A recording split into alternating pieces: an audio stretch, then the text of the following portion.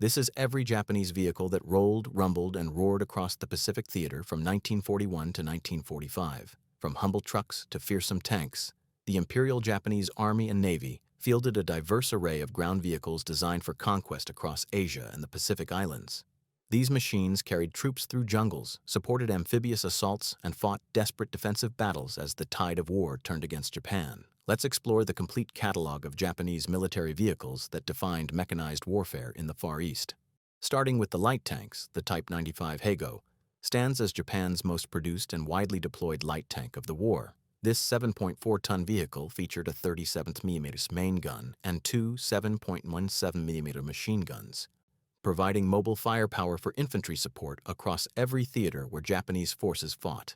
The Hago's low silhouette and relatively lightweight made it suitable for the poor roads and bridges of China and Southeast Asia. Though its thin armor proved vulnerable against American tank destroyers and bazookas in the Pacific Island campaigns, crews appreciated its reliability and ease of maintenance, even if it was hopelessly outmatched by late-war Allied armor. The Type 98 Kenny represented an attempt to improve upon the Hago design with better armor and a more powerful engine, but production remained limited due to resource constraints and competing priorities. This 7.2-ton scout tank mounted the same 37mm gun but featured improved vision devices for reconnaissance roles. The Type 2 Kito light tank arrived late in the war as Japan's final light tank design, featuring a 37mm gun in a fully enclosed turret and better armor protection, but only around 30 were produced before war's end, seeing limited action in Manchuria against Soviet forces. Moving on to medium tanks, the Type 97 Chiha became the backbone of Japanese armored forces throughout the war. This 15-ton tank initially mounted a low-velocity 57mm gun suitable for infantry support but lacking armor-piercing capability against enemy tanks. The Chiha featured riveted construction, diesel power for extended range, and relatively good mobility across varied terrain, making it effective in the China campaigns where it faced minimal opposition from Chinese forces. Later variants included the Type 97 Shinhoto Chiha, which upgraded to a high-velocity 47mm gun with improved anti-tank performance, though this still proved inadequate against American M4 Shermans and Soviet T-34s. The Type 1 Chihei represented Japan's attempt to create a more capable medium tank with a 47mm high-velocity gun as standard, thicker frontal armor up to 50mm, and improved crew ergonomics. But production remained minimal with only around 170 completed, most retained for homeland defense. The Type 3 Chinu mounted a powerful 75mm gun derived from anti-aircraft weapons, giving Japanese forces their first tank capable of engaging American Shermans on relatively equal terms. But it arrived far too late with only 166 produced and none seeing combat before surrender. The Type 4 Chito represented an ambitious leap forward with a 75mm high-velocity gun, welded armor up to 75mm thick, and a powerful engine producing 400 horsepower. But only 6 were completed before war's end, exemplifying Japan's inability to match Allied tank development. Continuing with the heavy tanks and tank destroyers, the Type 95 heavy tank represented Japan's first heavy tank program, but the single prototype proved mechanically unreliable, and the project was abandoned in favor of more practical designs. The Type 97 Chini was a medium tank variant, sometimes classified as heavy, due to increased armor, though it remained essentially an up-armored Chiha that never progressed beyond prototype status. Japan's most formidable tank destroyer, the Type 1 Honei, mounted a 75mm gun on a modified Chiha chassis, providing mobile anti-tank capability, though the open-topped fighting compartment left crews vulnerable to artillery and air attack. The Type 1 Honi 2 improved upon this with a fully enclosed casemate, better protecting the crew while maintaining the same 75mm armament. The Type 3 Honi 3 represented the ultimate development of this series with improved armor and the same high-velocity 75mm gun, but like most late-war Japanese armor, production remained limited. The Type 4 Horo was a self-propelled gun mounting a 150mm howitzer on a Chiha chassis for direct fire support, offering devastating high-explosive firepower against fortifications and infantry positions. The Type 5 Ho-Ri tank destroyer existed only as mock-ups and incomplete prototypes designed to mount either a 105mm piece or 88mm gun in a fully armored casemate, representing Japan's desperate attempt to create something equivalent to German tank destroyers. Let's move on to armored cars and reconnaissance vehicles. The Type 92 Osaka armored car served as Japan's primary wheeled reconnaissance vehicle in the early war years, featuring a small turret with a 13mm machine gun and thin armor protection suitable only against small arms fire. This four-wheeled vehicle proved adequate for police duties in occupied territories, but lacked the protection and firepower for frontline combat. The Type 93 armored car followed with slightly improved armor and a 6.5mm machine gun, but shared the same fundamental limitations as its predecessor.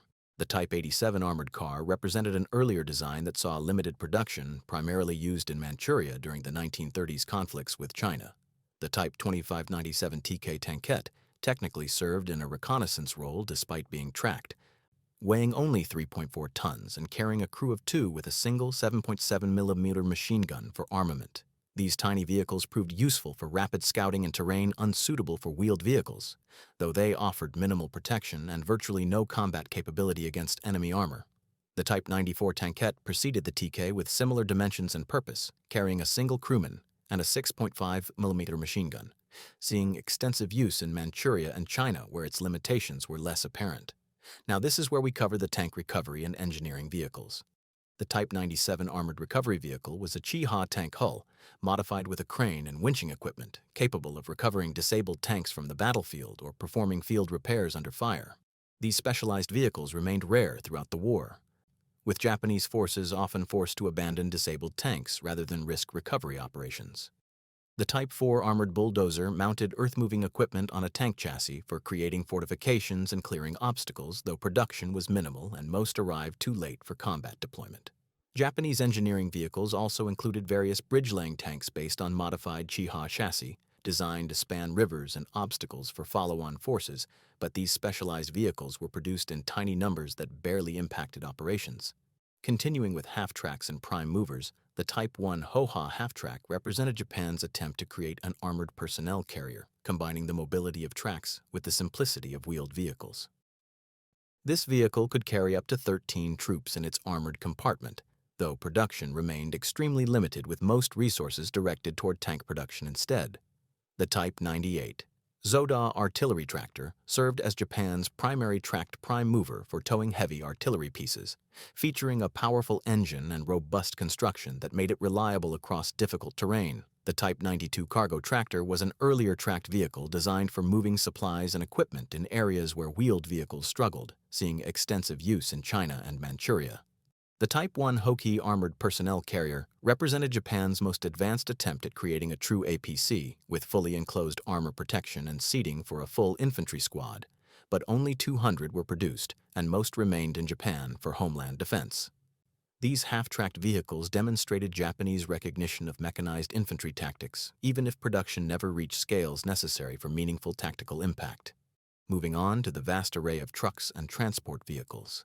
The Type 94 truck served as the Imperial Japanese Army's standard six-wheeled cargo truck, capable of carrying up to 2 tons of supplies across roads and moderate terrain, proving reliable but constantly in short supply throughout the war. The Type 97 truck represented a lighter four-wheeled variant with a 1-ton capacity, used extensively for tactical transport within combat zones where larger trucks proved too cumbersome.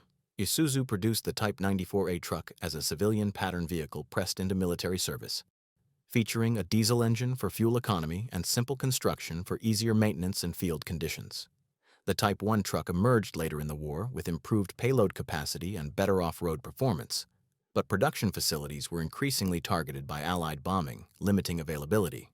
Toyota contributed the KC model truck and its variants, which became ubiquitous across Japanese-controlled territories for moving everything from ammunition to wounded soldiers. Nissan's Type 180 truck served primarily in Manchuria and China, where its robust construction and powerful engine proved well-suited to harsh continental conditions. The Type 95 mini-truck was a small four-wheel drive vehicle used for tactical transport of ammunition and supplies to frontline positions, with its compact size allowing access to narrow jungle trails and mountain paths where larger trucks could not venture. Let's move on to the specialized vehicles that supported Japanese operations. The Type 94 disinfecting and bathing vehicle was a truck-mounted system for decontamination and field hygiene, crucial for preventing disease in tropical climates where Japanese forces operated. The Type 95 water purification vehicle carried filtration equipment for providing clean drinking water to troops in areas where local water sources were contaminated or unreliable. The Type 97 field kitchen vehicle was a mobile cooking facility that could prepare hot meals for troops in forward areas, mounted on a truck chassis for mobility during advances.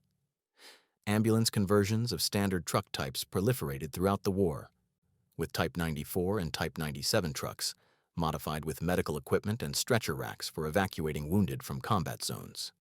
The Type 1 observation vehicle carried artillery spotting equipment and communications gear, allowing forward observers to direct fire from protected positions. Mobile workshop trucks carried machine tools and spare parts for conducting field repairs on vehicles and weapons. Though these specialized vehicles remained chronically scarce compared to the vast mechanical maintenance requirements of Japanese forces spread across Asia and the Pacific. Now this is where the motorcycles and light vehicles enter the picture. The Type 97 motorcycle, produced primarily by Rikuo and based on Harley-Davidson designs, served as the standard motorcycle for dispatch riders and reconnaissance troops. Capable of carrying a rider and passenger or pulling a small cargo trailer, the Kurogane Type 95 was Japan's first mass-produced four-wheel drive vehicle, a small reconnaissance car that predated the Jeep concept, featuring excellent off-road capability despite its diminutive size and 1.3-liter engine. These nimble vehicles proved invaluable for liaison duties and forward reconnaissance in terrain unsuitable for larger vehicles.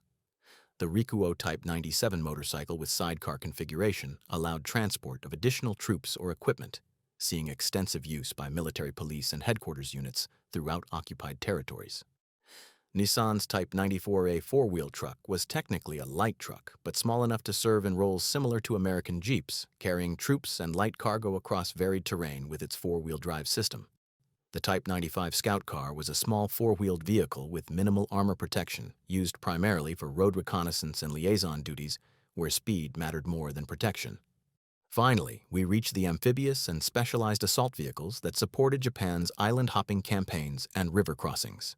The Type 2 Kami amphibious tank was perhaps Japan's most innovative vehicle design, a modified Chiha tank with large detachable pontoons that enabled it to swim across water obstacles before dropping the pontoons and fighting as a conventional light tank. This remarkable vehicle saw combat in the Pacific Island campaigns, though its thin armor and 37mm gun limited its effectiveness against American defenses.